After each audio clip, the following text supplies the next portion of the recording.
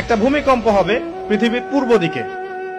পৃথিবীর পূর্ব দিক মানে এই যে ভারত, পাকিস্তান, বাংলাদেশ, শ্রীলঙ্কা, ইন্দোনেশিয়া, ঠিক আছে, এই সিঙ্গাপুর, এই যে কন্টিনেন্ট মালয়েশিয়া, এটা পৃথিবীর পূর্ব দিক। এদিকে একটা ভূমিকম্প হবে।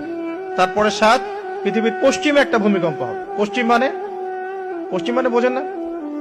পশ্চিমা বিশ্ব না, সৌদি আরব না, পশ্চিমা বিশ্ব, ব্রিটেন, ফ্রান্স, জার্মানি, তারপরে রাশিয়ান কন্টিনেন্ট, হ্যাঁ, ইউক্রেন, এদিকে আপনার আমেরিকা, এই পুরো পশ্চিমা বিশ্ব, এখানে একটা ভূমিকম্প হবে বড়।